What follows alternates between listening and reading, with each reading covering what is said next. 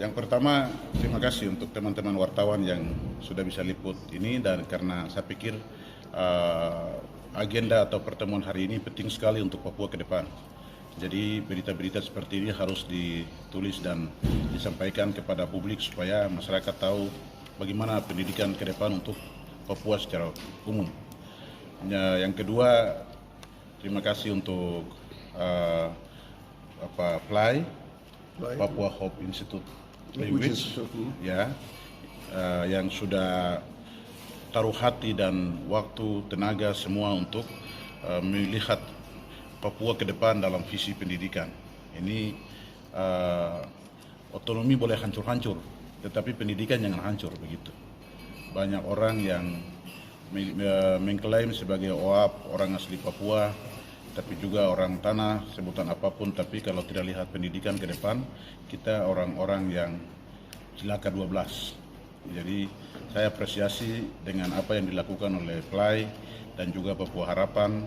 Saya senang dengan Bapak Wali dan timnya sehingga saya bisa hadir, dan setiap penamatan saya datang. Itu untuk secara umum mengenai program pendidikan ini, karena pendidikan ini saya lihat hampir semua sekolah di pedalaman ini rumput sudah tinggi. Itu berarti tidak ada aktivitas di sana.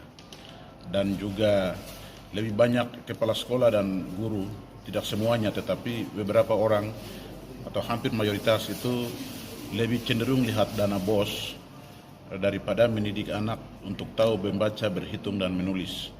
Sehingga masa depan Papua ini saya melihat gelap, artinya bahwa banyak orang-orang gagah perkasa tetapi tidak punya kemampuan akademik dasar yang kuat, dan itu kita bisa hilang harapan untuk masa depan yang lebih banyak.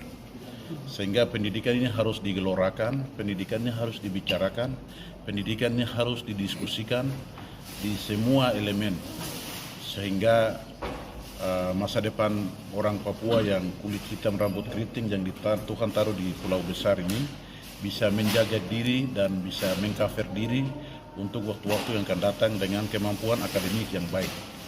Begitu. Nah, ini yang saya tertarik dengan apa yang dilakukan oleh Papua Harapan dan juga PLAI.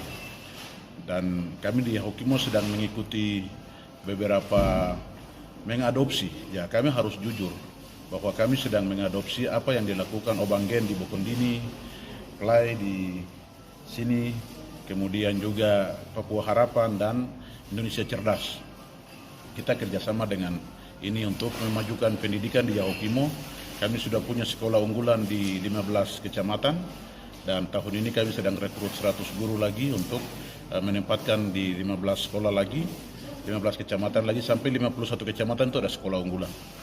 Dan guru kami kontrak semua, 16 guru. Kemudian semua pendidikan itu sampai dengan SMP, SMA-nya semua akan dipusatkan di DKI, dan kita lepas lagi ke sekolah-sekolah yang lain. Nah, dalam konteks itu kami sedang melakukan itu, dan kami juga titip beberapa anak-anak di sini. Tahun ini akan kirim 2 ke luar negeri, tetapi itu baru 2 orang. Kita masih ada tadi, ada dari Selimo, ada dari Anggruk, ada dari beberapa, itu semua hampir ada beberapa anak-anak Yahukimo di sini. Ya, mungkin sampai 10-15. Ya, 10-15 itu kita tetap sponsor untuk mereka ambil pendidikan keluar, dikirim ke sekolah ke universitas yang pilihan di luar negeri, terutama di Amerika. Kemudian selanjutnya kami juga sudah diskusi tadi. Dalam diskusi saya usulkan bahwa daripada kita kirim anak-anak di sana jumlah sedikit tapi biaya besar, lebih baik kita harus ada universitas yang internasional di sini. Saya sudah dengar ada beberapa teman yang sedang mengerjakan itu. Kita kolaborasikan semua konsep-konsep ini untuk masa depan Papua yang gilang gemilang. Ini yang sedang kita diskusikan tadi, walaupun kita jumlah orang sedikit yang hadir, tapi kualitas diskusinya cukup bagus. Nah, itu yang kami hendak kerjakan. Saya juga akan kasih masuk beberapa anak-anak di SMP dan SD di Papua Harapan. Dan terima kasih untuk Sekolah Papua Harapan dan PLAI yang sudah kasih hati dan waktu, pikiran dan kemampuan untuk mengajar anak-anak kita untuk masa depan Papua ini. Orang hari ini masih bicara M dan O, tetapi orang tidak melihat. Pendidikan sedang hancur-hancuran, kesehatan sedang hancur-hancuran. Tinggal tunggu waktu kapan binasa. Begitu. Tapi kalau tidak mau binasa, ayo kita belajar sekolah. Kita kasih didik anak-anak kita. Semua anak muda yang main Facebook, main internet, tinggalkan semua itu. Turun di kampungmu mengajar. Minimal jadi guru PAUD, minimal jadi guru sekolah minggu. Baru ada masa depan. Begitu. Kalau tidak ada itu, jangan kau bilang ke orang Papua, kau tidak ada apa-apanya. Kita pendidikan dari Otsus ini hampir setengahnya saya alihkan ke pendidikan dan kesehatan. Nah, kita ke sini kita kirim cukup, dan dengan program kolaborasi yang kita lakukan, kita ada buka sekolah Anggen Fano. Anggen Fano itu buah yang baik di DKI.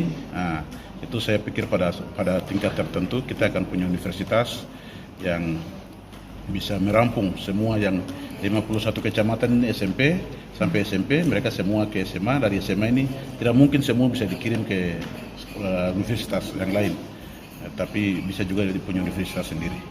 Ini yang kita pikirkan, dan juga saya sudah bilang Pak Wali tadi, anak-anak yang lulus ini kemampuannya kalau masih belum bisa untuk tata bahasa atau kosakatanya untuk ambil S1, S2 di luar negeri tidak bisa, kita drop mereka ke UGM atau UI atau sekolah universitas,